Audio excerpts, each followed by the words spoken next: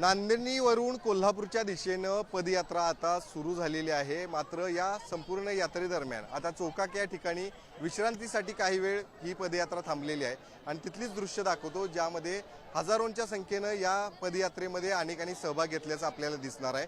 आपण ही सगळी दृश्य पाहताय, जेवढी लोक आपल्याला या ठिकाणी पाहायला मिळतात तेवढीच हॉलच्या आतमध्ये देखील आहेत आणि तेवढीच लोक रस्त्यावर देखील पाहायला मिळतात। एक मोठा जनआक्रोश जो आहे तो या पदयात्रेच्या माध्यमातून पाहायला मिळतोय।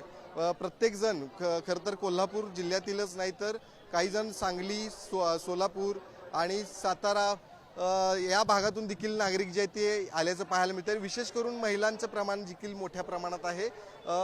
सकाळपासूनच पहाटे 5 वाजता या पदयात्रेला सुरुवात झालेली आहे। प्रत्येकाची मागणी एकच आहे की माधुरी हत्तीन जी आहे ती आपल्याला या ठिकाणी परत मिळावी आणि हीच मागणी घेऊन हे सर्वजण या संपूर्ण पदयात्रेमध्ये सहभागी झालेले आहेत। प्रत्येकाची मागणी एकच आहे की त्या ठिकाणी आम्हाला कुठलेही इतर गोष्टी नको आहे, मात्र माधुरी हत्तीन ज्याच्यावरती आम्ही 35 वर्ष जीवापाड प्रेम केलेलं आहे, सांभाळलेलं आहे, त्या माधुरीला आम्हाला परत द्या अशी या सगळ्यांची मागणी आहे। त्यामुळं निश्चितच एक जनआक्रोश जो आहे तो मोठ्या प्रमाणात पाहायला मिळतोय। त्यांच्या माध्यमातून ही आपली मागणी जी आहे ती घेताना पाहायला मिळत आहेत। त्या काही वेळ या ठिकाणी ही पदयात्रा विसावा घेणार आहे। त्यानंतर या पदयात्रेचा शेवट जो आहे तो कोल्हापूरमध्ये होणार आहे। हे सगळं सुरू असलं तरी दुसरीकडे आपण ही सगळी दृश्य पाहतोय। जिओचं कार्ड पोर्ट करून एअरटेल आणि VI मध्ये पोर्ट करण्यासाठी या ठिकाणी स्टॉल लागलेले आहेत।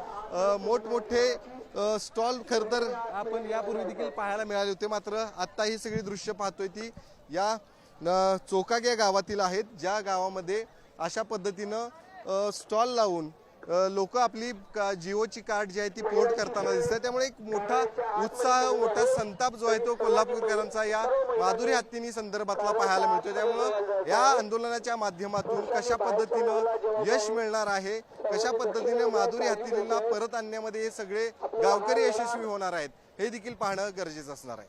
कॅमेरामन ओंकार वळवडेसह शेखर पाटील, पुढारी न्यूज, कोल्हापूर।